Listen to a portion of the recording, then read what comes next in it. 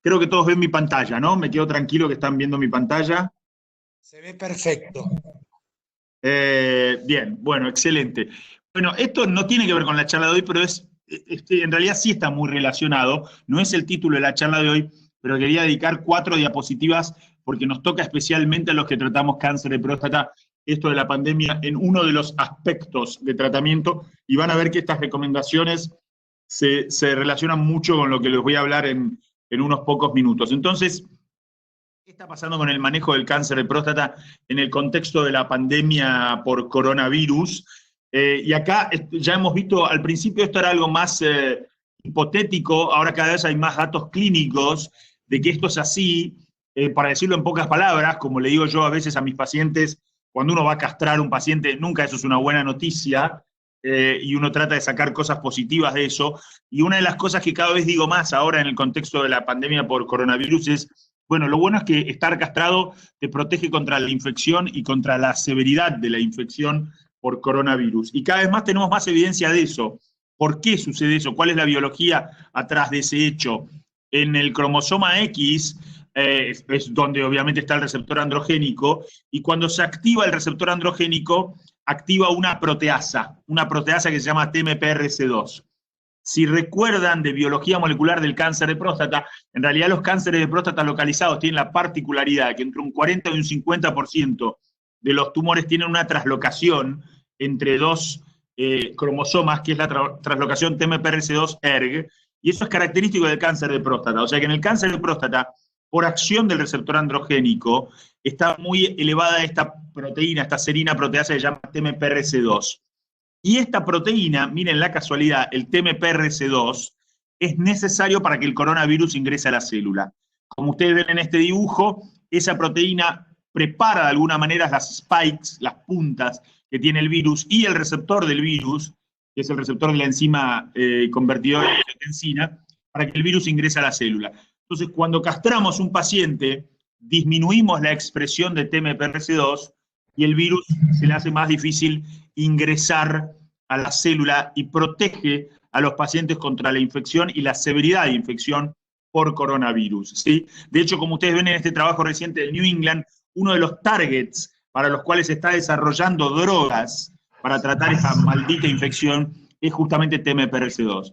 Entonces, dentro de todos los tratamientos oncológicos que estamos difiriendo y no queremos hacer y implican riesgo, la castración parece ser hasta ahora el único protector, y ya van a empezar a leer artículos que incluso plantean castrar pacientes que no tienen cáncer de próstata, justamente para disminuir la severidad por coronavirus. Esto es muy interesante, tenemos que saberlo y hace mucho al contexto actual. Nosotros escribimos guías que ahora sí se van a relacionar con el tratamiento de esta situación, con mi grupo, sobre cómo adaptar el tratamiento a la pandemia de coronavirus, manteniendo algunos principios que me parece que un poco a veces perdemos en la locura esta del coronavirus. Hay cada vez más también evidencia de que va a haber más diagnósticos y más muertes por cáncer, por la demora y por el temor de los pacientes. Tenemos que medir eso. El cáncer sigue siendo, desgraciadamente, muy dañino y muy mortal a pesar del coronavirus, ¿no? Entonces, manteniendo estos principios de calidad, escribimos con el grupo con el que trabajo más íntimamente estas recomendaciones que vamos a publicar. Este es el grupo parte, falta Juan Camián, esto es en Asco Geniturinario, en San Francisco, última reunión, último viaje de este año. Sabíamos, esto como ven, ahora parecemos locos, ¿no? Nadie usa barbijo, estamos todos juntos ahí, pero bueno, esto era el mundo en febrero, ahora cambió mucho, ¿sí? Este es mi grupo. Y si lo aplicamos a cáncer de próstata sensible a la castración metastásico, que es lo que voy a hablar hoy, ¿cuáles son las recomendaciones para esta situación particular de enfermedad? Se puede empezar tratamiento sin tener biopsia confirmatoria. Esto es una recomendación de la Asociación Europea de Urólogos. O sea, cuando el cuadro clínico es muy evidente, PSA muy elevado, lesiones metastásicas en hueso o en ganglios, se puede empezar. Se prefiere la utilización de drogas como ensalutamida o apalutamida, perdón. ¿Por qué? Para evitar la exposición prolongada a corticoides, que si bien es una dosis baja, suele ser 5 miligramos de prednisona, pero es una exposición por muchos años a veces, y esas consecuencias en la infección por coronavirus no se conocen. Se prefiere no utilizar docetaxel en la medida de lo posible, si uno tiene la opción de dar hormonas y el paciente es candidato para cualquiera de las dos opciones. Y si es de bajo volumen metastásico, considerar empezar primero con la terapia de deprivación endogénica y diferir la radioterapia del primario hasta luego de la pandemia. Esta es otra recomendación de la EAU. Ahora vamos a ver a qué hace referencia esto de diferir la irradiación del primario. ¿A qué hace referencia? Entonces, esto es lo que hace... A ver... Ahí está, ahí pasa. Esto es lo que hace referencia al coronavirus y ahora sí nos vamos a meter específicamente en cómo abordamos, cómo iniciamos el tratamiento del cáncer de próstata hormonosensible metastásico. Vamos directamente al tema con la previa que hicimos. Como les dijo Levin, cada 2 años en Suiza hay una reunión de expertos oncólogos y urólogos, se elaboran las guías de tratamiento del cáncer de próstata. El consenso de cáncer de próstata avanzado, así se conoce, es, en mi opinión, la máxima expresión de ponerse de acuerdo, la mejor reunión posible que hay. Todas las personas más o menos famosas en este tema, urólogos y oncólogos, se juntan ahí en Suiza y votamos una serie de preguntas y salen estas conclusiones. Tuve el gusto de participar como miembro de este panel en el año 2019. Esto ya ha sido publicado en European Urology el año pasado y está en libre acceso. Y así es como luce la votación. Éramos 62 miembros que votábamos y así es como votábamos. Esta era una pregunta, por ejemplo, la 34, que se aplica exactamente al tema que estamos hablando de hoy, y nos preguntaron cuál es su tratamiento preferido para un paciente que tiene cáncer de próstata metastásico, sensible a la castración, de novo y de alto volumen. Y teníamos esas 6 opciones. Yo en realidad no les voy a llamar la atención sobre abiraterone, docetaxel, la palutamida, ensalutamida. Les voy a llamar la atención sobre la respuesta 5. Ninguno de los expertos consideró en el año 2019 que es una opción para un paciente así solo castrar. Nadie, ni un solo voto. Eso es un tratamiento en vías de extinción, sino ya extinto. Entonces, algo más le vamos a tener que dar a la mayoría de estos pacientes. Un tema que tenemos en Latinoamérica es que no tenemos cifras. Esto, como ustedes ven, es la incidencia de cáncer de próstata metastásico de novo, que debuta metastásico en el mundo, y no hay cifras en Latinoamérica. Latinoamérica es muy heterogéneo. Estas son cifras puestas por mí, 4 a 6%. 4% es lo que yo tengo en mi institución en Fleming. Ya en la Austral tengo otro porcentaje, en Rosario otro porcentaje. En países como México, donde yo he tenido la suerte de visitar el Instituto Nacional del Cáncer en varias oportunidades, y me dicen que el 60% de los pacientes llegan metastásicos porque no hacen screening. Entonces, Latinoamérica es enormemente heterogéneo, pero sin duda va a haber regiones donde vamos a tener mucho de este cáncer de próstata hormonosensible de novo, que debuta metastásico, por los motivos que fueran, que serán distintos según cada uno de los países.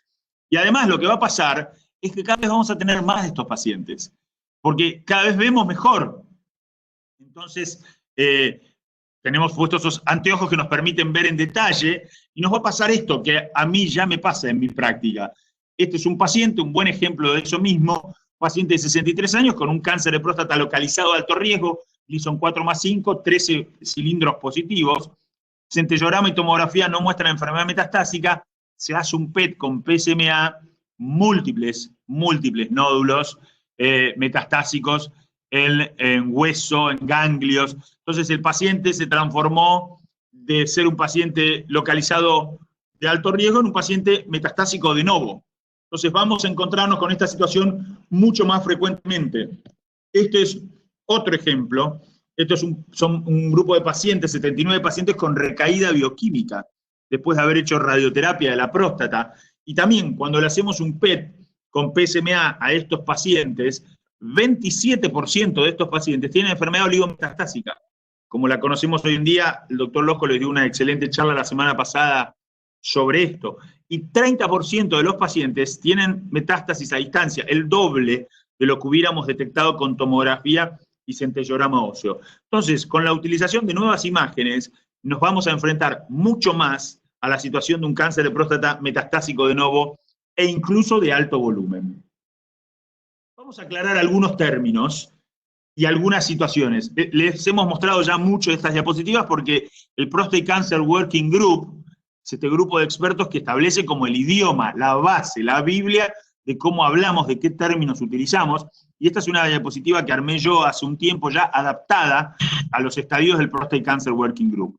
¿De qué vamos a hablar hoy? Vamos a hablar de estos dos estadios, de lo que llamamos cáncer de próstata hormonosensible o cáncer de próstata hormono naive. Yo lo llamo cáncer de próstata sensible a la castración. Son todos términos intercambiables. Y dentro de ese grupo de pacientes vamos a tener dos situaciones distintas.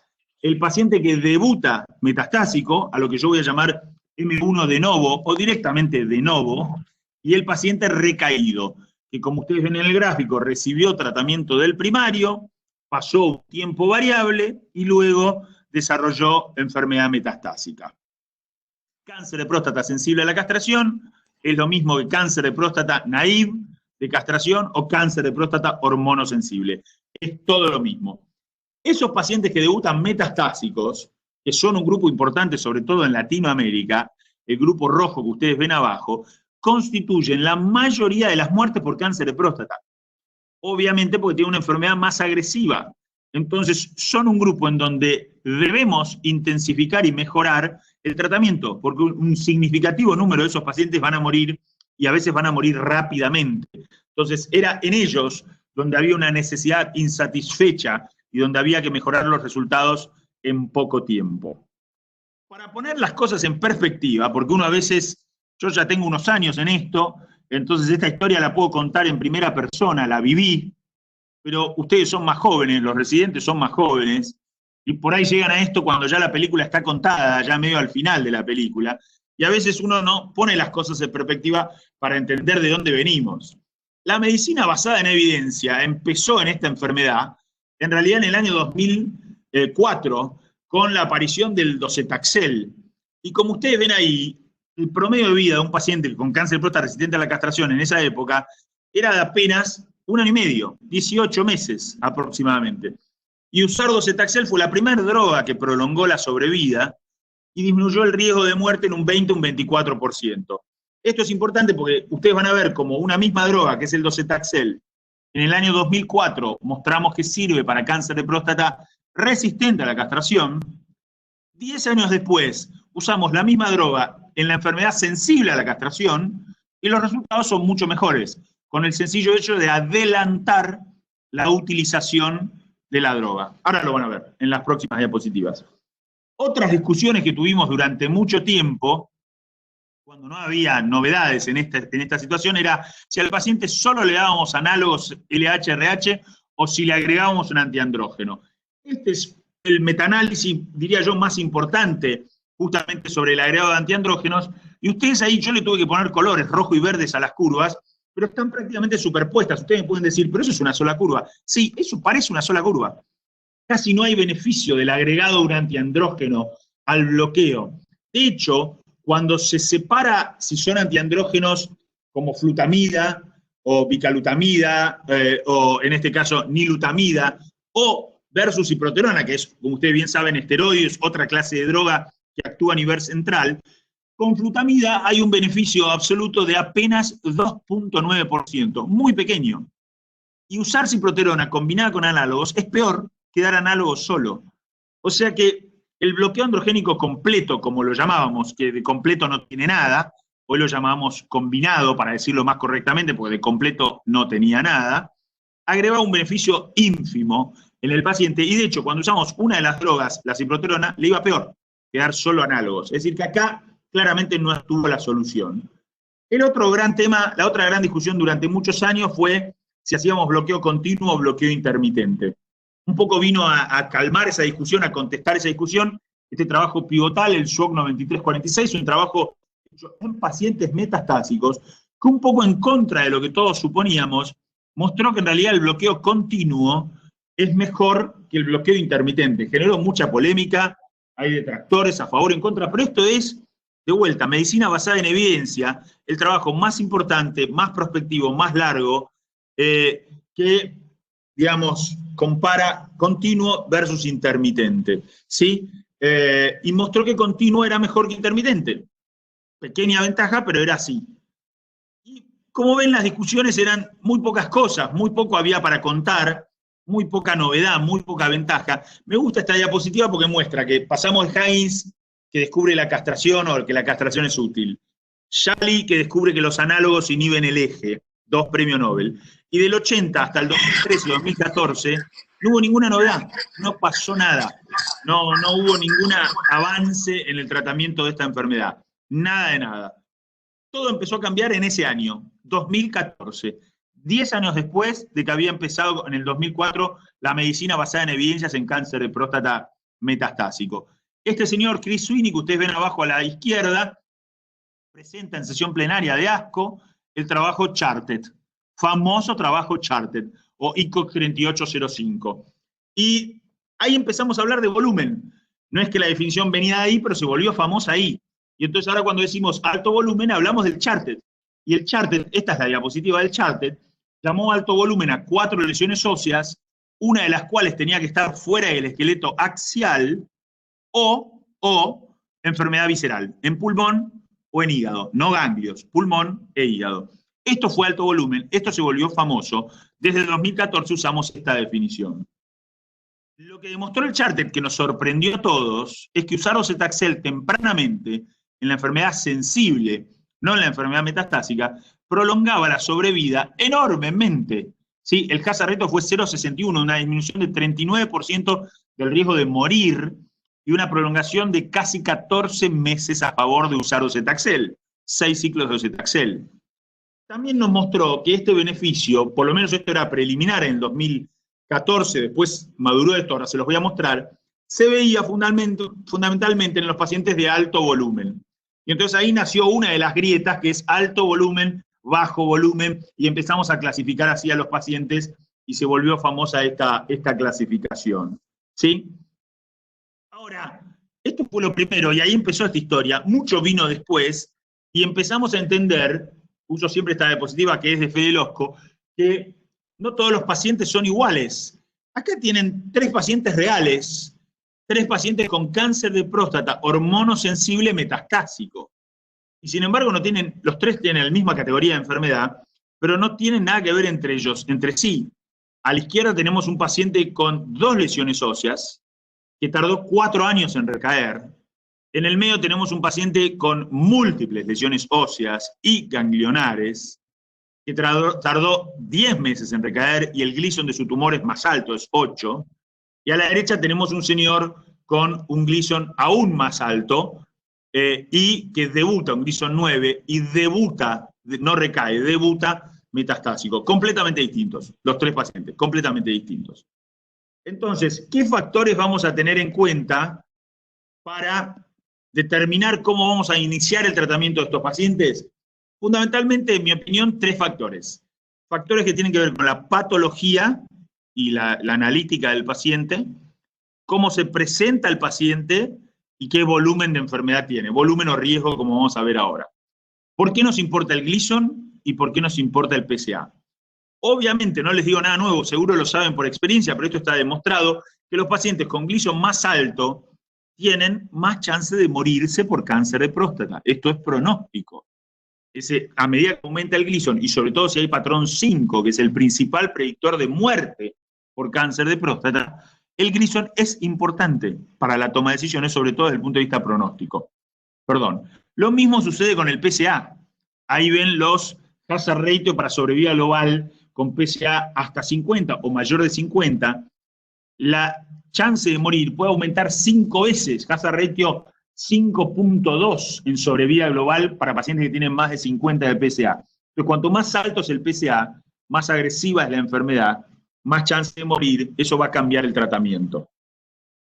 También nos fijamos en el PSA, en otro factor, porque muchas veces les va a pasar que ustedes van a recibir como médicos tratantes, como urólogos tratantes, a pacientes que ya están castrados hace algunos meses, y por ahí se van a fijar el PSA, y van a ver que no todos los pacientes responden igual por PSA.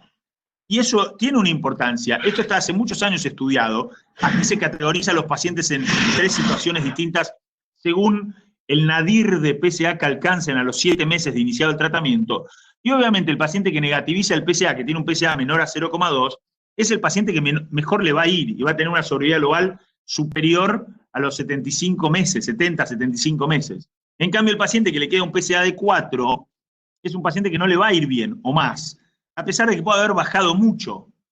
Estas mismas curvas de cómo responde el PSA, y esto es pronóstico, están hechas también y publicadas hace apenas 2 años atrás para los pacientes que hacen castración y docetaxeles, de los que hacen Charted. Hoy veía a la mañana que atendía a algunos pacientes, un señor que hizo Charted, empezó con un PSA de 230 y hoy, 6 meses después, tiene 19 de PSA. Él está muy contento, yo no estoy muy contento, porque él está en la curva gris acá. En el paciente tiene más de 4 de PSA, no negativizó el PSA y no tiene un buen pronóstico. Y probablemente tenga que pensar en nuevas formas de intensificar el tratamiento en ese paciente. Entonces el PSA sirve al diagnóstico y si ustedes toman el paciente unos meses después, también les va a servir cómo bajó el PSA para saber si necesitan o no intensificar el tratamiento de ese paciente. Segundo punto, presentación. Los pacientes que debutan metastásicos tienen en promedio la mitad de sobrevida que el paciente que recibió tratamiento del primario y luego progresó, y lo pueden ver claramente en estas curvas. Esto es otro registro, que es el registro de cáncer de próstata, una serie prospectiva con muchos pacientes que junta datos y los reporta. Y ustedes ven que el paciente que debuta metastásico suele tener Gleason más alto en la biopsia, menor tiempo de sensibilidad a la castración, o sea, se vuelve más rápido castración resistente, y suele tener un PSA más alto. O sea que, como ven, está todo relacionado. PSA, Gleason y debut están muy relacionados entre sí. Y en general, un paciente que le va mal tiene las 3 mal.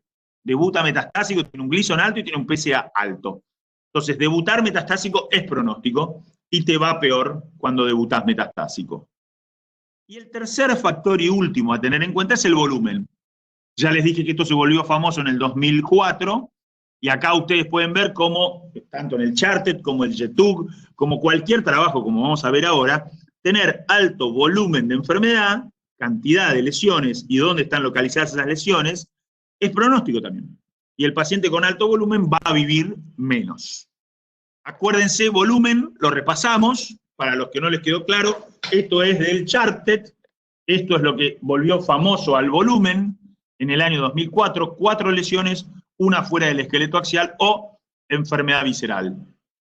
Una sutileza en la que a veces nos confundimos, pero no es lo mismo, es el criterio de riesgo. Volumen se volvió famoso por el Charted. Riesgo no tanto. No es exactamente lo mismo alto riesgo que alto volumen. Ustedes van a ver en algunas diapositivas se habla de alto riesgo, en otras diapositivas se habla de alto volumen. No es exactamente lo mismo. El estudio que introdujo el concepto de riesgo es el estudio Latitude, el que evaluó a Viraterone, como vamos a ver ahora en unos minutos.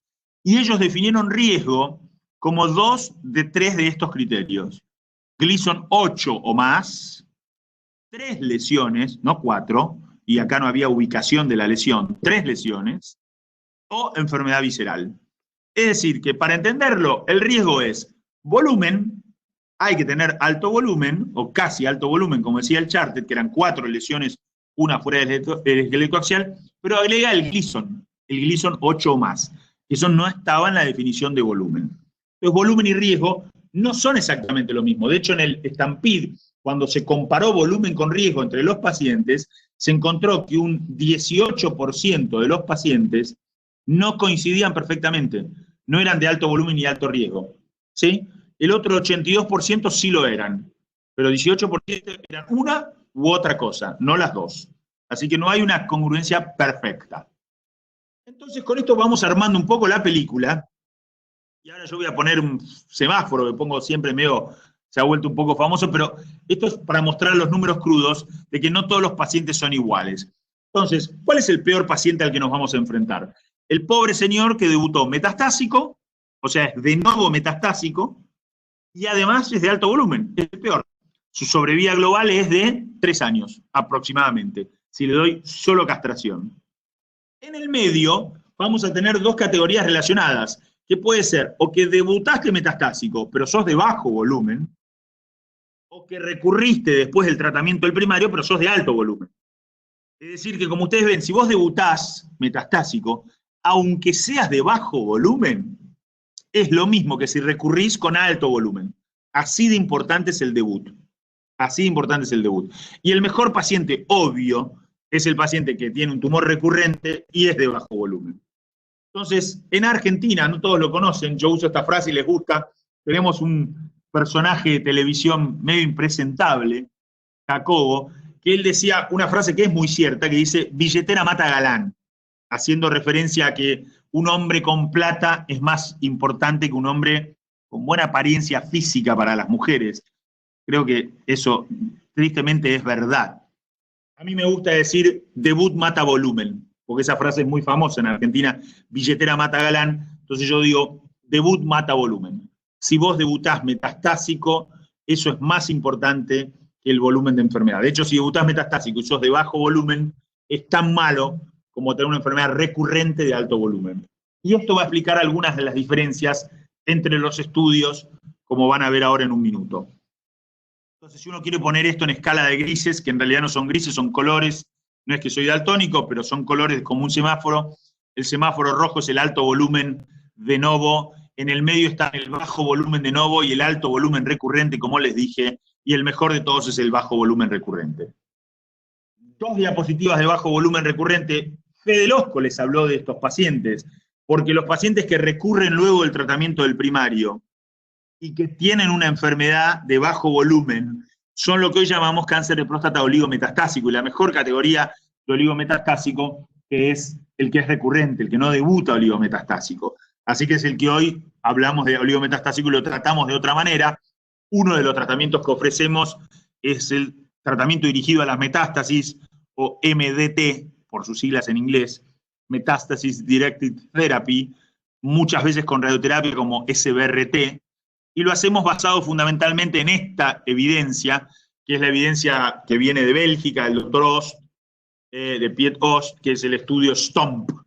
Y el estudio STOMP fue recientemente actualizado, estoy seguro que Fede Losco les contó esto, y el estudio STOMP muestra que con 5 años de seguimiento, si vos haces MDT, un tercio, el 34% de los pacientes están libres de la necesidad de castración y más del 90% están vivos a 5 años. De hecho, la mayoría de las muertes, 6 de 14 muertes que se produjeron en este grupo de 62 pacientes, no fueron por cáncer de próstata.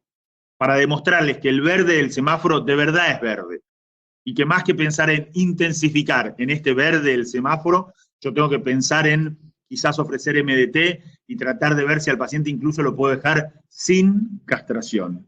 ¿Sí? ¿Qué es lo que cambió entonces a partir del 2004? ¿Cuál es la evolución? ¿Qué es lo que cambió? La revolución. Entonces, lo que sabíamos es que, esto es la rama control de Stampede, esta diapositiva ya la han visto, los pacientes de alto riesgo, los localizados de alto riesgo, los metastásicos de inicio, los previamente tratados y recaídos, si les doy castración sola les va mal. En menos de un año, en 11 meses en promedio, se vuelven resistentes a la castración. Les va mal, ¿sí? Eso es muy malo. En estos teníamos que mejorar. Y entonces, ¿qué es lo que cambiamos como mentalidad?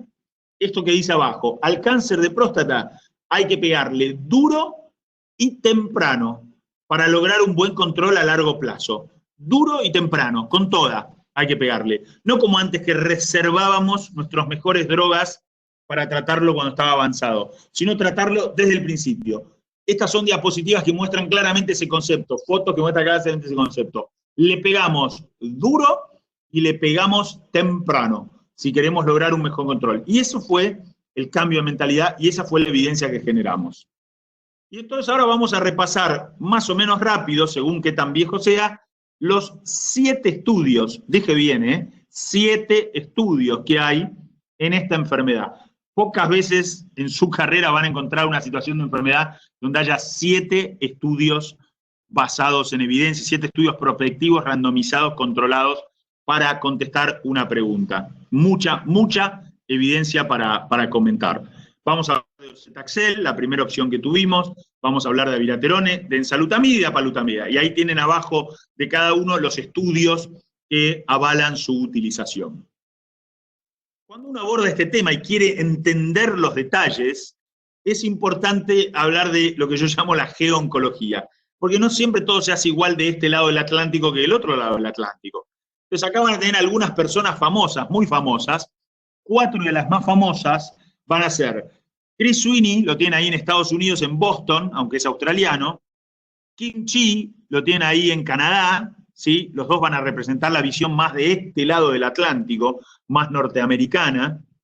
Y van a tener como la visión europea a el doctor Karim Fisasi, principal autor del estudio Latitude, de Francia, el Gustave Roussy, y al doctor Nick James, de Inglaterra, a cargo del famosísimo estudio Stampede.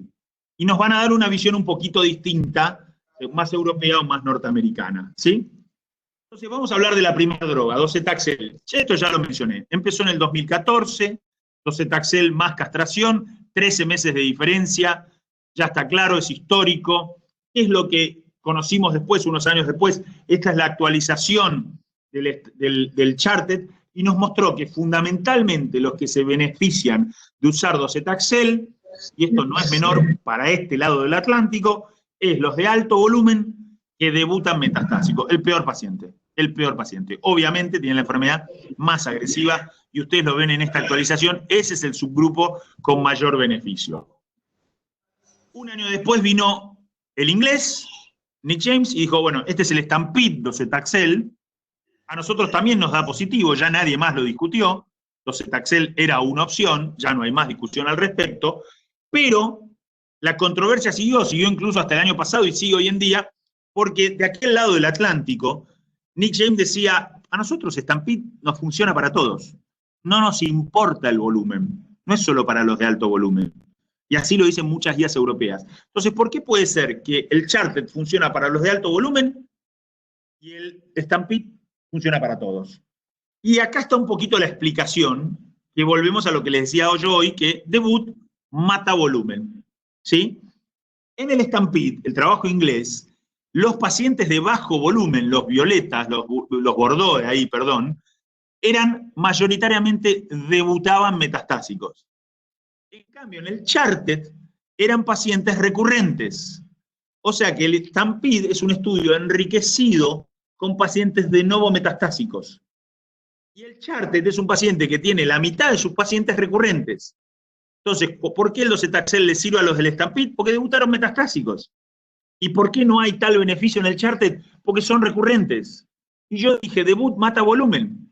Y entonces el debut metastásico del Stampede es lo que explica la utilidad del docetaxel. Y eso en nuestra práctica va a significar que cuando vas a tratar a un paciente que debuta metastásico, no es tan importante el volumen de enfermedad.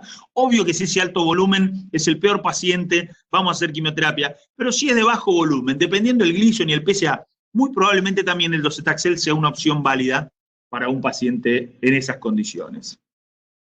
Esto lo mostró Nick James y mostró que en sus curvas, estos son análisis por subgrupos y demás, entonces la P se va diluyendo, pero el beneficio lo ven ahí en la curva azul, tanto para los de bajo como los de alto volumen. Y él mismo lo dijo, ¿por qué nosotros en Inglaterra no vemos un efecto del volumen? Porque nuestros pacientes eran de novo y los pacientes del Charted eran recaídos. Entonces, debut mata volumen. Eso es lo que dijo Nick James. Después vino el abiraterone. El primer estudio que conocimos fue el Stampede, también nuevamente, ahora la rama abiraterone, ¿sí? Aquí se pudo ver una vez más el enorme beneficio a favor de abiraterone y se constituyó en el año 2017 como la segunda opción indiscutida para estos pacientes metastásicos sensibles. De vuelta, si lo analizamos según el riesgo, y esto lo hizo la gente del Stampede, vemos que el riesgo, que fundamentalmente el beneficio del abiraterone, lo ven en el lado derecho de su diapositiva, es decir, en los de alto riesgo. Ahí el beneficio es mucho mayor, porque tiene una enfermedad mucho más agresiva. Acuérdense que riesgo es como volumen más Gleason. En cambio, los de la izquierda son de bajo riesgo. Hay un beneficio del abiraterone, sin ninguna duda que lo hay. Es estadísticamente significativo, pero es numéricamente menor. Obviamente porque a estos pacientes les va mejor, entonces necesitan una terapia no tan agresiva, no se puede mostrar tanto la diferencia al favor de la terapia agresiva. Sí se ve mucho más claramente en sobrevía libre de progresión metastásica. Lo anterior era sobrevía global, es el endpoint más duro, es el paciente que se muere. Esto es sobrevía libre de progresión metastásica, también es un endpoint útil, no es tan fuerte como sobrevía global, y acá se ve aún mejor y más claro el beneficio de la abiraterone. ¿Sí? Y en sobrevía libre de eventos óseos también se ve claramente el beneficio de la abiraterone. O sea, depende del endpoint, se ve más o menos el beneficio de la abiraterone. Un día después de que James presenta en el 2017 el abiraterone en el Stampede y lo establece como una segunda opción, viene este señor Karim Fizazi, el estudio es el Latitude, también famoso, y demuestra exactamente lo mismo. Entonces, como ya teníamos 2 estudios para docetaxel, ahora ya teníamos 2 estudios para abiraterone. Igual. Que no hay más discusión que la abiraterone era una segunda opción. Una vez más, ustedes ven que el beneficio se ve siempre es más claro el beneficio en los de alto volumen que en los de bajo volumen. Obvio, siempre va a ser así, porque son los pacientes que, de vuelta, insisto, más necesitan intensificación del tratamiento, los de alto volumen. En este caso, en el Latitude, todos eran debut metastásico, era un criterio de inclusión ser debut metastásico. Entonces, la pregunta que nos empezamos a hacer ahí por el 2017 es ¿cuál de los dos es mejor? En realidad, no hay ninguna comparación en un estudio cabeza a cabeza abiraterone versus docetaxel. Pero como yo les dije, el Stampede tuvo una rama docetaxel y el Stampede también tuvo una rama abiraterone. No era que los dos se comparaban entre sí, ambos se comparaban con castración sola por separado, pero uno puede extrapolar, tomar los pacientes de las dos ramas y compararlos. No es un estudio randomizado, no es cabeza a cabeza, pero es como, che, yo jugué con este equipo y le gané, el otro equipo jugó con este equipo y perdió, lo más probable es que yo le gane si juego con el otro equipo, porque yo le gané con el que ellos perdieron. Una cosa futbolera medio así, ¿no? Entonces muestra que si hablamos de sobrevía global, el endpoint más duro que hay, sobrevía global es el endpoint más duro que hay, las dos drogas son iguales. El beneficio es igual para las dos drogas, para abiraterone o docetaxel. Donde abiraterone es un poco mejor es en sobrevía libre de falla, o FFS, sobre todo porque sobrevía libre de falla también toma en consideración el PSA. Y obviamente que abiraterone va a bajar más el PSA que el docetaxel. Pero en el impacto en sobrevida son iguales, y por eso cuando uno entra a hablar de costo-efectividad, tiene que tener esto en cuenta en esa discusión. Y en calidad de vida, ¿cómo les va? Obviamente, Latitude, toman abiraterone, curva roja, los pacientes mejoran calidad de vida rápidamente porque tienen un mejor tratamiento. Entonces tienen una mejor calidad de vida porque tienen la enfermedad más controlada. En el Charted, al principio los azules, que son los que hacen docetaxel, la calidad de vida les cae porque están haciendo quimio. Pero después eso hace que su enfermedad esté más controlada, entonces se revierten las curvas. Y los de azul tienen mejor calidad de vida porque hicieron docetaxel y tienen la enfermedad más controlada. Los de amarillo, solo con castración, les va peor. Y si hablamos de porcentaje de discontinuación, es muy similar. 14% en el Charted, 12% en el Latitude, ¿sí? Es decir, esto de decir, no, el docetaxel es muchísimo más tóxico, eso no es verdad. No es verdad en los números. No está demostrado así en la evidencia, ¿sí? Es por eso que volvemos a la misma pregunta que les puse al principio. Cuando preguntan, la mayoría de nosotros votamos, ¿qué preferís? Pusimos cualquiera de los 4. Docetaxel, abiraterone, apalutamida o ensalutamida. Lo importante es que le des algo. Pero dijimos cualquiera de los 4. Nos parece que los 4 son similares. Esto es lo que voté yo. El 56% de nosotros votamos esta opción. 2 palabras del primario antes de meternos en los últimos 2 estudios, o en las últimas 2 drogas, que son ensalutamida y apalutamida, porque esto lo preguntan mucho los colegas urólogos. ¿Qué pasa con el primario? ¿Tratamos o no tratamos el primario? Y acá la respuesta vino primero de la biología y después de un ensayo clínico. Primero de la biología, esto es un trabajo pivotal en cuanto a qué pasa con el primario y a la cascada metastásica, donde se secuenciaban las metástasis de los pacientes y se veía que en realidad esa visión que teníamos que el tumor primario siembra la metástasis, no es así, que hay mucha promiscuidad, que las células tumorales van del primario a la metástasis, de una metástasis a otra metástasis, de la metástasis vuelven al primario. Entonces, una cascada metastásica que nos la imaginamos así, muy ordenadita, muy lineal, en realidad es una cosa así, completamente caótica, donde las células recirculan todo el tiempo entre los focos metastásicos y vuelven al primario. De hecho, eso se llama autosembrado o self-seeding, donde las células tumorales salen, van a la metástasis y después vuelven a sembrar el primario, cambiadas. No vuelven igual. Vuelven a casa, pero no vuelven igual, vuelven cambiadas. Entonces, este concepto biológico se tradujo en tratar de mostrar esto clínicamente y se demostró otra vez otra rama del estudio Stampede, para variar, la rama de radioterapia. ¿Qué hicieron acá? ¿Cómo estuvo diseñado? Ok, pacientes con cáncer de próstata metastásico hacían su tratamiento sistémico como corresponde, que en ese momento era con docetaxel, sí no con docetaxel, era la primera rama del Charted, la primera rama del Stampede, perdón, y se evaluaba si irradiar el primario mejoraba la sobrevida global. Y en una sola diapositiva y resumido, ¿qué mostró el Stampede radioterapia? Que a los pacientes de bajo volumen, irradiarles el primario les sirve. Ahí lo ven ustedes, sobrevida global mayor irradiando el primario. A los de alto volumen no. Lo cual, coincidirán conmigo, tiene toda la lógica del mundo. Un paciente de bajo volumen tiene pocas metástasis, va a vivir mucho, esa recirculación y lo que pase con el primario va a ser importante. Si yo controlo el primario, el paciente va a vivir más.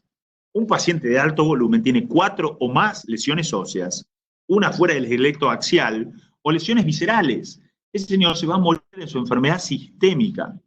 Entonces, lo primordial va a ser ahí controlar la enfermedad sistémica. No va a vivir lo suficiente como para que yo pueda ver el beneficio de tratar el primario. Entonces, el primario se trata en los de bajo volumen, así están las guías, y es nivel de evidencia 1A porque prolonga la sobrevida global por este estudio Stampede. Siempre me hacen la pregunta los urólogos, ¿y la cirugía es lo mismo? ¿Podemos operar entonces a los pacientes metastásicos de bajo volumen? La respuesta es que todavía no.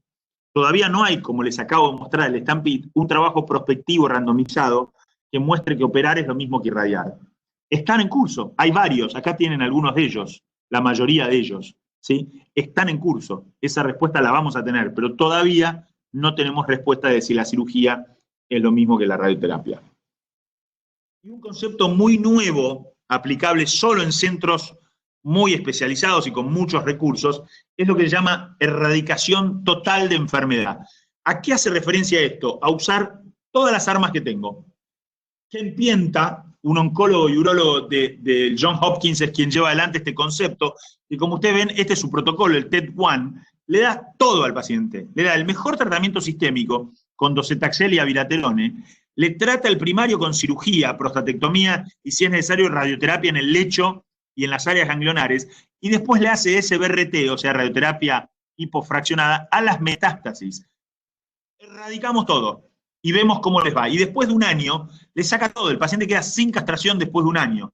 Ha publicado sus resultados iniciales, esto es muy inicial, muy preliminar, pero ya muestra que de esos pacientes que recuperan la testosterona, que ya no están más castrados, el 45% permanece aún en remisión 2 años después.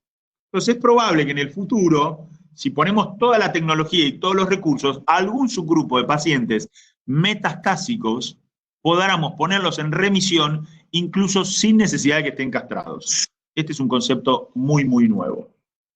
Y termino con los últimos 2 estudios en 5 minutos y después hacemos las preguntas. Estos son los 2 estudios más modernos.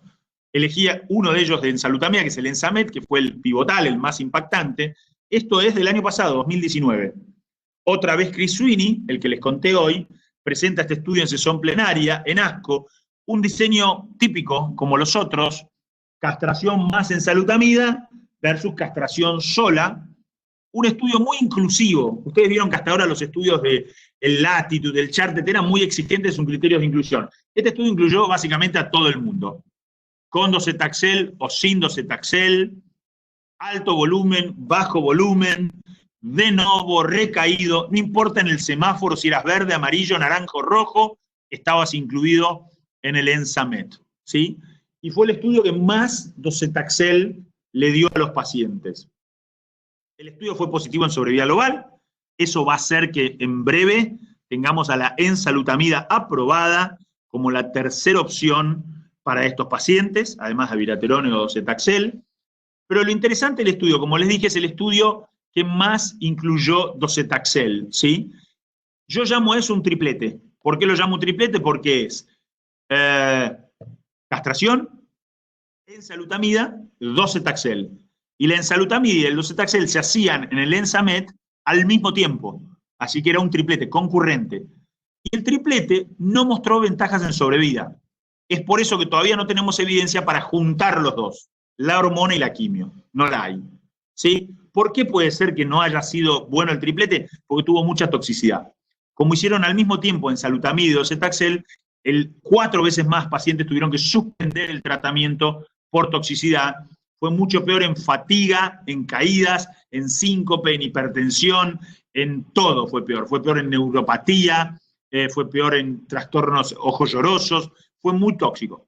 O sea que claramente el camino a seguir no es tratar de hacer el triplete concurrente. En todo caso, testearlo si secuencial puede servir, pero todavía no hay evidencia para triplete. No la hay. ¿Sí? Y el último estudio que les voy a mencionar, del cual participé activamente, es el estudio Titan. Chinchilla, se los presenté, canadiense. Este estudio publicado en el New England ya, mismo diseño, muy sencillo, igual a los otros. Castración por un lado sola o castración más apalutamida. Igual que el Ensamet, muy inclusivo.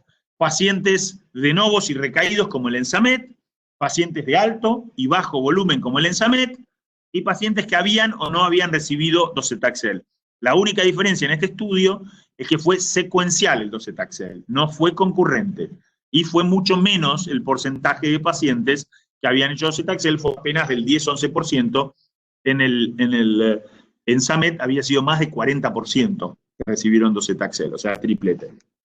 Este estudio mostró progresión radiográfica, pero lo más importante, esto es lo que les quiero mostrar, es que mostró ventaja en sobrevida global. Esto es el endpoint más duro, esto es lo que importa, la gente vive más. Y esta curva hace que la apalutamida, en algunos países como en Argentina, ya fue aprobado esta semana, de hecho, fue aprobada la apalutamida para tratar a estos pacientes por ANMAT, por nuestro ente regulatorio. En Estados Unidos ya ha sido aprobada, en Perú ya ha sido aprobada, porque he estado allí hace poco, y cada vez más van a ser más los pacientes, entonces vamos a tener 4 opciones. Las 4 opciones que les mencioné al principio. Docetaxel, abiraterona, ensalutamida y apalutamida van a ser las 4 opciones. Una vez más en este estudio, el único grupo que no se benefició claramente de sobrevida global, ustedes ven ahí el punto a la derecha de la línea, fue otra vez más el que usó docetaxel. O sea, acá el triplete no fue concurrente, fue un triplete secuencial, pero tampoco hubo beneficio. Entonces, evidentemente hay algo ahí con el triplete que no estamos dando en la tecla, no deberíamos usar triplete hoy en día. Es o quimio o alguna de las 3 hormonas, ¿sí? Y una vez más, como lo vieron siempre, y acá lo van a volver a ver, el uso de apalutamida, siempre, cualquier maniobra, esto sepa todo, de cualquier maniobra, siempre el beneficio más evidente en sobrevida global los van a ver en los de alto volumen o alto riesgo, porque son los pacientes que se mueren más rápido. Entonces, si vos le das un tratamiento mejor, tardan más en morirse y ya ves el impacto que tenés en sobrevida global. Eso va a ser siempre así. Si vos medís otras cosas, como por ejemplo, sobrevida libre de progresión radiográfica, que obviamente sucede antes que morirte, porque primero progresás y después te morís. Pero si vos medís un endpoint más temprano, acá sí vas a ver un impacto más claro de apalutamida, como ustedes ven en las curvas de la derecha. Una diferencia más grande. Pero si medís sobrevida global, los de bajo riesgo, bajo volumen, van a tardar más en morirse y te va a costar más ver el efecto de tu droga. ¿Sí? Siempre se va a beneficiar más el que tiene una enfermedad más agresiva, con un mejor control de esa enfermedad. Esto es obvio, ¿no? La apalutamida tiene, para quienes no la han usado, yo tengo bastante experiencia en ella, algunos efectos particulares que como urólogos tienen que conocer y manejar, que es hipotiroidismo y rash. Digo, porque por ahí van a tener que pedirle una mano a algún dermatólogo, o por ahí van a tener que pedirle una mano a algún endocrinólogo, así que tienen que tener esto en cuenta y tienen que estar atentos a estos efectos adversos, por eso los resalto para mis colegas urólogos. Entonces, lo que cambió, gente, es que usamos las mismas drogas antes. Las mismas hormonas, en este caso, abiraterone, apalutamida, ensalutamida, en vez de usarla en la enfermedad de castración resistente, la usamos en la enfermedad de castración sensible. Y hacemos que la gente viva más y viva mejor. O sea, hormonas nuevas y quimio antes, no después. Esto, en otras palabras, esta es mi diapositiva siempre más polémica, significa que drogas viejas, débiles, que no demostraron nunca beneficio en sobrevida global, como la bicalutamida, están muertas. Hoy en día, la discusión no es si le agrego bicalutamida o no a la castración. La discusión es si le agrego docetaxel, abiraterone, apalutamida o ensalutamida. Se acabó. lo otro es el pasado, en la medida de que uno lo tenga disponible, por supuesto. Afortunadamente tenemos 7 estudios ya en este escenario y vamos a tener varios más. Vamos a tener el de darolutamida, que es la hormona de Bayer, y vamos a tener el estudio PIS, que evalúa muchas cosas, un estudio francés, así que en breve seguramente tendríamos aún más datos y va a ser impresionante la cantidad de evidencia que hemos generado en estos 6 años en este escenario de cáncer de próstata sensible a la castración metastásico. Esto es mi última diapositiva antes de las preguntas. Castrar solo a un paciente de estos, sobre todo si debuta metastásico y sobre todo si tiene alto volumen, está en vías de extinción. Cada vez menos. No se debe hacer ya en la mayoría o en todos estos pacientes. El volumen importa, la presentación importa también, incluso más que el volumen. Entre otros factores, ahora también importa el coronavirus, que quién lo iba a decir, ¿no? Para seleccionar los tratamientos. Pero lo importante es intensificar el tratamiento en la mayoría de estos pacientes, excepto los que están en la parte verde del semáforo. Atenerse a las reglas de juego. Todos estos estudios fueron hechos con tomografía y con centellograma óseo. No tenemos evidencia de qué pasa con el PET y cómo el PET debería cambiar nuestra conducta. La estamos generando, ojalá la generemos, pero hasta ahora las reglas de juego dicen que usamos tomografía y centellograma óseo, ¿sí? Y por supuesto que necesitamos biomarcadores predictivos y se acabó la discusión. Estaría bueno poner todo esto en un aparatito, en una aplicación y que nos diga, dale docetaxel, dale ensalutamida, dale abiraterone, dale apalutamida. Eso no va a pasar. No hay biomarcadores predictivos actuales, ni los va a haber en el corto plazo. Todas las cosas de las que venimos hablando son biomarcadores pronósticos y nos ayudan a tomar la decisión por los criterios de inclusión de cada estudio. Pero no hay biomarcadores predictivos para esta situación, insisto, ni los va a haber en el corto tiempo, así que vamos a tener que seguir trabajando con lo que tenemos y prestando atención a los detalles de cada estudio para decidir cuál es la mejor droga para cada paciente. Nada más, terminamos esta larga charla. Voy a dejar de compartir mi pantalla. A ver ahí, ahí ojalá pudiera. ¿Me escuchan? Sí, ahora te vamos a sacar la presentación y la vamos a pasar. Vos me la sacás, perfecto. Perfecto, gracias. Bueno, Juan Pablo querido, nada más y nada menos, digamos, ¿no? Dan ganas como en las películas volver a verlo. Hay una serie de preguntas de distintos residentes de la CAU, de Sudamérica, que después te las voy a hacer, y quisiera abrir digamos, para preguntas puntuales está Fernando Cecín, está Levin, está el doctor Miguel Costa. Hay varias personas que estoy seguro que quieren interactuar con vos. Levin. Buenísimo.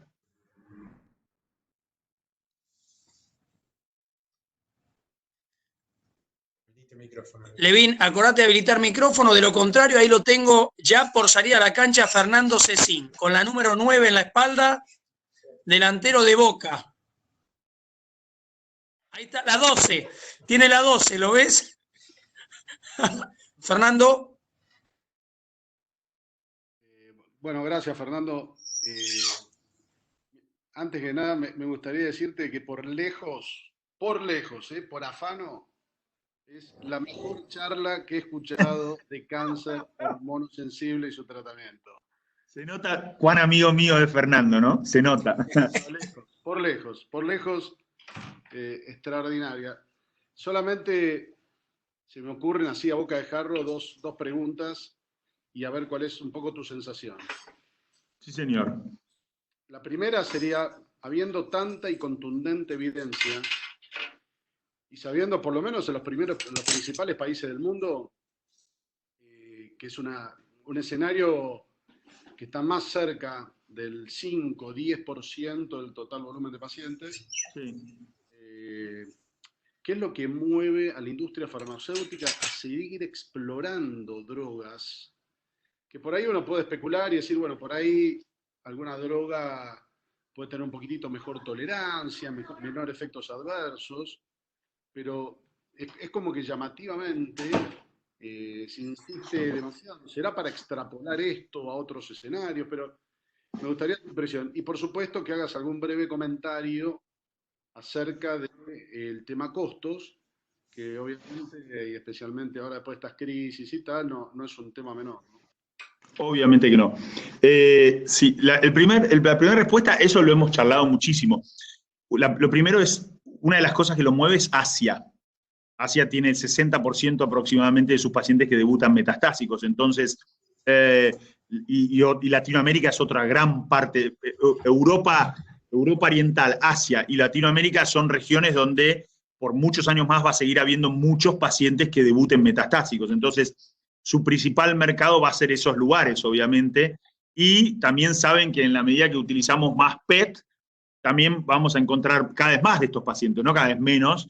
Y entonces lo más lógico es que su población y su market share aumente la cantidad de pacientes que son potenciales candidatos a sus tratamientos. Entonces, no solo, obviamente yo en Fleming lo hago muy poco, pero en otros lugares lo hago mucho más, donde yo mismo atiendo, porque yo tengo una población, yo a veces no deja de sorprenderme que mi población en Fleming es distinta a mi población en la Austral, y muy distinta a mi población en Rosario. Son 250 kilómetros de diferencia, es impresionante la diferencia que hay. Entonces, esto es muy aplicable en nuestros países, es muy aplicable en Asia, seguro que no es muy aplicable en el memoria de Sloan Kettering, probablemente no lo sea.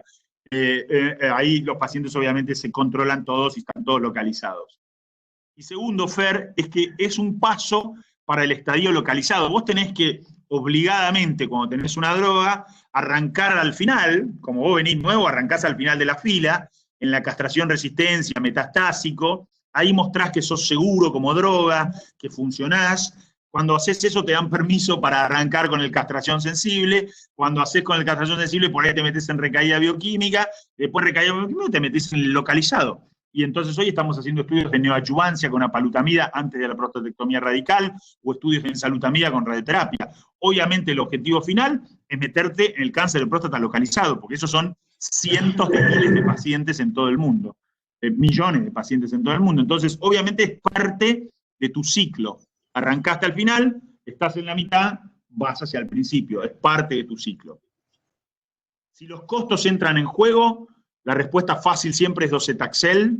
Si vos querés hacer, yo diría que excepto en el escenario de recurrente bajo volumen, que como dije es el verde del semáforo, el paciente oligometastásico, para los otros tres escenarios, el amarillo, el naranja o el rojo, tenés evidencia para hacer docetaxel. Para el rojo, el Charted y el Stampede. Y para el amarillo y el naranja, también el Stampede. Para el tipo que debuta metastásico, tenés la evidencia del Stampede, que es bien clara, es el estudio más grande de docetaxel, el estudio Stampede. En Europa no le preguntan el volumen. Debutaste metastásico, docetaxel, pumba, se acabó. Sobre todo en Inglaterra. Es la droga más barata, son 6 ciclos, te la sacás de encima rápido, es muy poco tóxica cuando la das en el escenario de castración sensible, es muy importante que no la empieces al mismo tiempo que la castración, y ya está, de costo-efectividad no hay nada más que hablar. En el siguiente escalón viene Abiraterone, porque hoy es más barato porque tiene un montón de copias, entonces el precio incluso del original ha bajado muchísimo, pero claro, ahí estás enfrentando 2 o 3 años de toma de Abiraterone, porque por más que sea barato, va a tomarla durante 2 o 3 años. Entonces es más barato, pero es mucho más costoso que docetaxel, sigue siendo más costoso. Entonces en un paciente que por X motivo no puede hacer docetaxel, o en un paciente que debutó, tiene bajo volumen y quizás no es de novo, sino es recurrente, sin duda Abiraterone en costo-efectividad es tu elección, es tu elección. Y luego te vienen ensalutamida y apalutamida. ¿Por qué muchísimo más cara las dos? ¿Por qué, Fer, se justificaría gastar más plata en esas opciones? Porque no usas corticoides, y es un hecho no menor. Yo siempre digo que vos le das 5 miligramos de corticoides a todos los pacientes, pero no tenés ni idea a qué paciente le estás dando mucho y a qué paciente le estás dando poco. Obviamente 5 miligramos no es igual para todos, ¿no? Y además de los corticoides, lo que mostraron en ensalutamida y sobre todo apalutamida es resultados muy preliminares, en muy poco tiempo, tienen un impacto muy significativo en sobrevida global.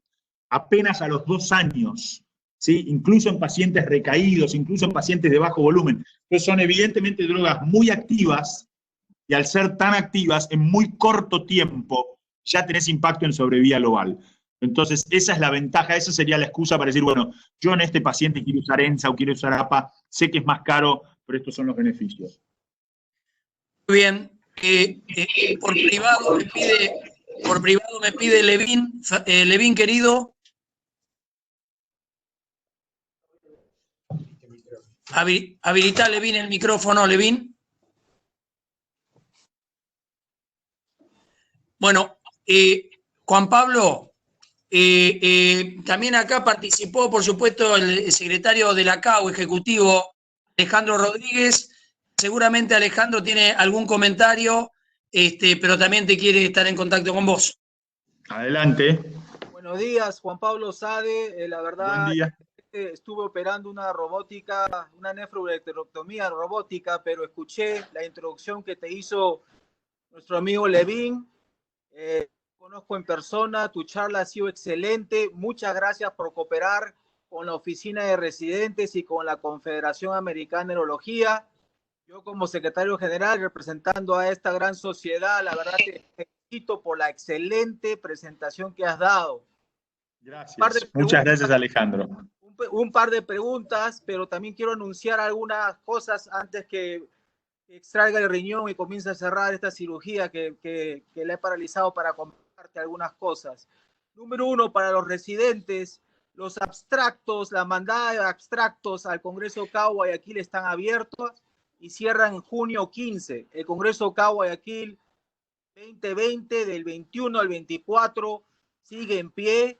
Mande sus trabajos. Asimismo, quiero anunciarles que este viernes tenemos el primer webinar del grupo de litiasis dirigido por Marcelo Batistuzzi. Pueden acercarse a la página web para mayor información. Juan Pablo Sade, una pregunta. Dijiste que ya no más usas bicalutamida. Yo lo dije hace más o menos 3 años.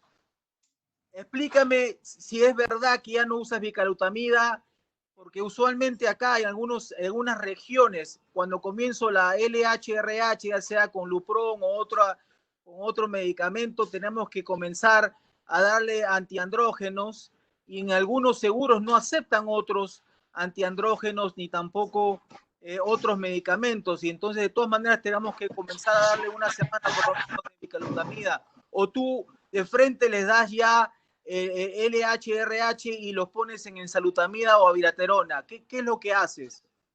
La pregunta es muy buena. Obviamente yo hablo de no usar bicalutamida cuando uno tiene la disponibilidad de no hacerlo. Todos los ensayos clínicos, yo participé directamente del Titan, así que lo conozco en detalle, te permitían haber usado bicalutamida para prevenir el flare. Entonces, si tú me dices que les exigen usar bicalutamida para prevenir el flare, sobre todo eso va a ser importante en el paciente de alto volumen o que tenga lesiones en vértebras, por ejemplo, o que tenga dolor o una lesión que se puede romper. Si tú me dices, bueno, usamos bicalutamida para evitar el flare, le damos 10, 15 días de bicalutamida, luego le damos el análogo LHRH, y una vez que está castrado le sacamos la bicalutamida, y luego le agregamos docetaxel, apalutamida, ensalutamida o abiraterone, fantástico. Así lo hacíamos en el Titan. Eso está bien. También puedes prevenir el flare con apalutamida, ensalutamida o abiraterone. El abiraterone, de hecho, te castra también, así que lo podés hacer perfectamente con abiraterone si tenés la disponibilidad. Yo habitualmente lo hago así en mi práctica privada. Pero si lo vas a usar, solo tiene sentido usarlo para evitar el flare. Ahora, después dejar un paciente metastásico sensible, con 7 ensayos clínicos, con castración más bicalutamida, ya me parece que no tiene más discusión, a menos que sea tu única opción y te diga, bueno, en donde yo trabajo no tengo acceso a nada más, entendido y aceptado. Yo tristemente veo mucho en mi práctica pacientes que sí tienen acceso, que sí pueden hacer otra cosa, y sin embargo están con el análogo y con bicalutamida, o peor aún, con el análogo y ciproterona, y ahí es donde me pongo loco, ¿no?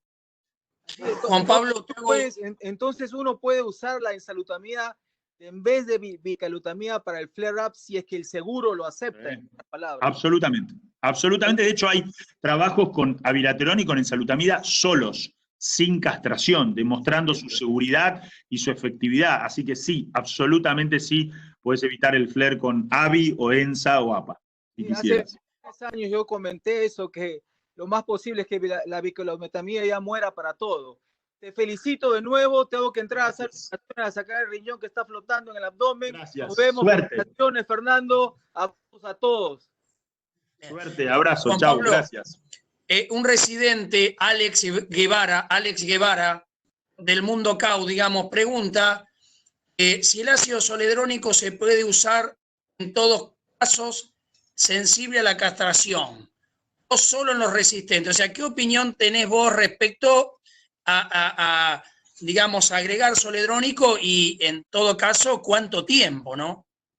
La pregunta es muy precisa, muy clara, muy correcta. Me encanta que me hagan esa pregunta porque en el consenso de Saint Gallen, de Basilea en realidad, antes era en Saint Gallen, hay una sección en la que abordamos específicamente salud ósea. Y acá voy a tratar de ser bien breve y bien claro, hay que diferenciar dos escenarios. Una cosa es el cáncer de próstata sensible a la castración, donde vos lo que estás produciendo con tu tratamiento es osteoporosis. Y el mayor riesgo es que el paciente se te rompa por osteoporosis. ¿Ok? Entonces ahí vos no estás evitando el evento óseo clásico que tenemos en la cabeza del cáncer de próstata resistente a la castración.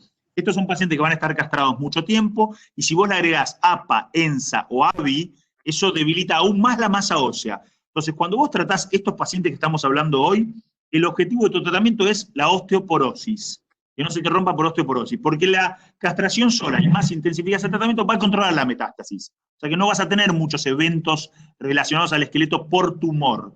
De hecho, el estudio clínico que hice yo con Someta fue negativo en este escenario. Entonces no lo das mensualmente, lo das como lo das para la osteoporosis. Lo das una vez por año o cada 6 meses. Y lo mismo haces con el denosumab. Lo das una vez por año o cada 6 meses. Das calcio y das vitamina D y controlás la densitometría ósea. Eso es este escenario. Cuando el paciente se te vuelve resistente a la castración es otra historia, porque ahí sí entran a jugar los eventos óseos que son radioterapia, fractura patológica, cirugía y compresión medular. Ahí entran a jugar otras cosas, porque ya la enfermedad no la controlás tan bien, y ahí entran a jugar los eventos óseos. Entonces, ahí es donde tenemos la evidencia de los estudios con Someta o denosumab, que va Someta mensual o cada 3 meses y denosumab mensual. O sea que durante todo el curso, en sensible y en resistente, tenés que cuidar el hueso. Lo que cambia es cómo cuidás el hueso y para qué cuidás el hueso. Acá lo cuidás para que no se rompa por osteoporosis, después lo que querés evitar es los eventos asociados al esqueleto por cáncer. Levín Martínez. No tenés audio. No tenés audio. No tiene audio, estás gesticulando sin audio. Mirá, la pregunta es, yo voy leyendo acá el chat, quiero que hagas alguna consideración respecto a, no hay PET, suponiendo que en Argentina solo... No pasa nada, claro. No pasa nada si no hay PET, no pasa nada. Bien. Te lo digo siempre, las reglas, tomografía y centellograma óseo. El PET te sirve, de verdad lo necesitas, si vas a hacer MDT, tratamiento dirigido a la metástasis. Es lo que le decía a Fede la semana pasada. O sea, si vos tenés un oligo metastásico y querés hacer MDT, primero necesitas saber cuántas metástasis tiene, y después tenés que tratarlas todas. Si no, ¿qué sentido tiene? Ahí necesitas un PET. No lo haces con tomografía y centellograma óseo. Ahora, para ninguno de estos 7 estudios usó PET. No necesitas un PET para tomar estas decisiones. Acá hay otra pregunta. El doctor Cristóbal Díaz, también todo mundo cao, O sea, sí.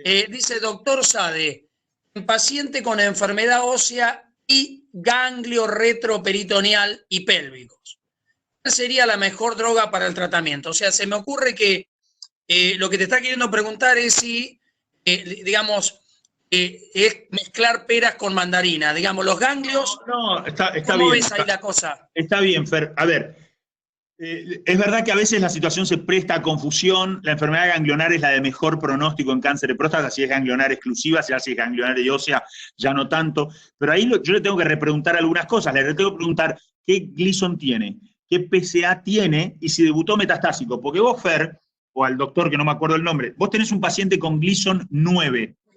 Tiene 11 metástasis óseas y un conglomerado adenopático retroperitoneal. Y tiene un PSA de 150, le doy docetaxel de acá a la China no quiero ir a la China, ya no más por el coronavirus, pero de acá a ida y vuelta a Corea, que es más seguro. ¿Ok? Ahí sí. Ahora, si vos tenés un paciente que tiene 2 lesiones óseas, un ganglio de 4 centímetros, un PSA de 11 y un Gleason de 4+3, le doy a bilaterone, no tengo ninguna duda, o enzalutamida o apalutamida, si lo tengo disponible y se lo puedo dar. Entonces, de vuelta, yo me fijo en Gleason, PSA, cantidad de lesiones, o sea, volumen, esas son las cosas que, como dije, y cómo se presentó el paciente.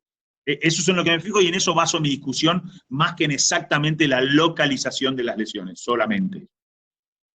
Acá tenemos, te hago una consulta que me interesa porque estoy, digamos, acá con los residentes de Perú, estamos de acuerdo, ¿no?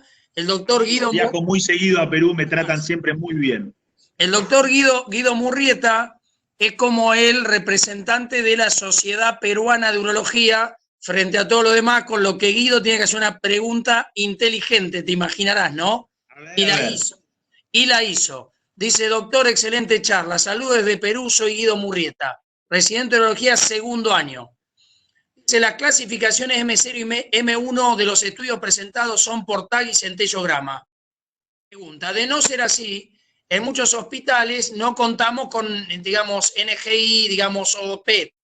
Entonces, a ver, es muy largo. Mi pregunta va en que Perú solo hay PET en Lima. Es caro.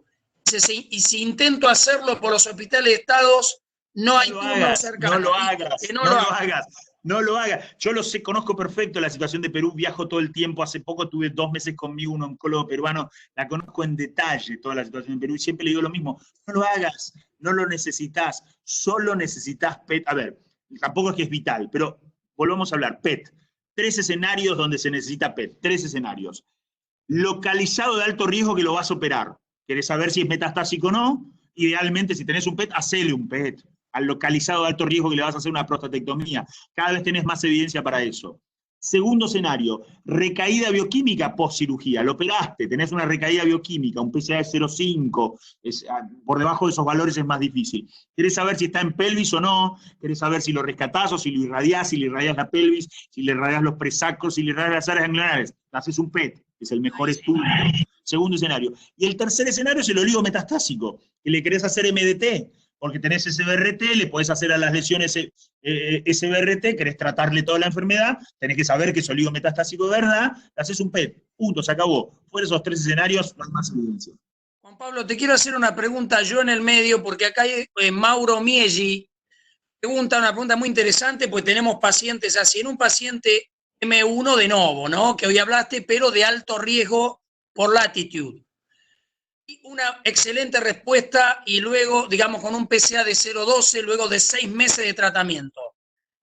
Ya lo que él pregunta y yo te agrego un condimento. Él dice, ¿existe la posibilidad de reevaluar ahora la radioterapia del primario? Y yo la pregunta que te hago es, ¿vos te fijás la expectativa de vida del paciente? ¿Es lo mismo para vos alguien cercano a los 80 años o de 61? No, obviamente, bueno, las 2 preguntas distintas. La expectativa de vida, claro que me la fijo, obviamente, y me fijo también la chance de morirse por la enfermedad. Son 2 conceptos muy relacionados. Como decíamos hoy, el señor que tiene un cáncer de próstata de alto volumen o alto riesgo se va a morir de cáncer de próstata. Se mueren rápido y se mueren mal. Tenga la edad que tenga, se va a morir de eso. Si no se lo paro, ese tumor lo va a matar. El señor que tiene un cáncer de próstata recurrente de bajo volumen, probablemente se muera de otra cosa. Entonces ahí voy a medir mucho mis intervenciones terapéuticas. Así que por eso, los pacientes son todos distintos, por edad y por situación de enfermedad. Combino ambas cosas. ¿Qué edad tiene el paciente y qué enfermedad tiene el paciente, ¿no? Más importante, diría yo, que me fijo en la enfermedad que en la edad del paciente o en las comorbilidades. Eso creo que es más importante, obviamente, que la edad, si puedo no recibir corticoides, si tiene o no neuropatía, ahora con el coronavirus, la neutropenia y la infección, hay un montón de factores que entran en juego. Eso por un lado. Y la otra pregunta que era... ¿Cuál era la otra pregunta? Ahora no me acuerdo. Una buena respuesta a 6 meses de latitud, a ver si le haces radioterapia al primario. Si tiene, lo que comentó el doctor es una excelente respuesta porque es el paciente que negativizó el PSA, que entró en la mejor categoría, que es en la categoría de pacientes que acceden a un PSA de 0,2 o menor. Entonces es la mejor curva de todas, que como vimos, son pacientes que tienen una sobrevida esperada con docetaxel por encima de 60 meses en la curva del JCO del 2018, de los que negativizan el PSA. En esos pacientes consideraría fuertemente agregar radioterapia al primario, porque ese paciente se parece mucho más ahora, con tan buena respuesta, a un bajo volumen, va a vivir mucho tiempo y es importante controlar el primario. Bueno, Juan Pablo, mira, yo para ir haciendo, primero agradecerte la predisposición, sobre todo académica, docente, los que hacemos docencia, lo pedagógico, porque a mí me consta que después de esta charla tenés que terminar agotado, por, digamos, la Quiero contarte un secreto. En exactamente 9 minutos me contacto con Colombia, por ahí hay porque hay urólogos y oncólogos, para empezar a hablar de salud ósea y Radium 223. Así que corto con ustedes y a las 30, que son 11:30 de la mañana, estoy conectado con Bogotá, hablando con urólogos y oncólogos de allá. Para que tengas tiempo que menos sea tomarte un café, yo lo dejo a dos amigos tuyos, Fer Cecín o Levín, para que cierren esta charla. Yo desde el modesto mundo de residentes CAU, estoy feliz de incorporarte al grupo de docentes, así que Fer, querido, Cecín o Levín, te están despidiendo.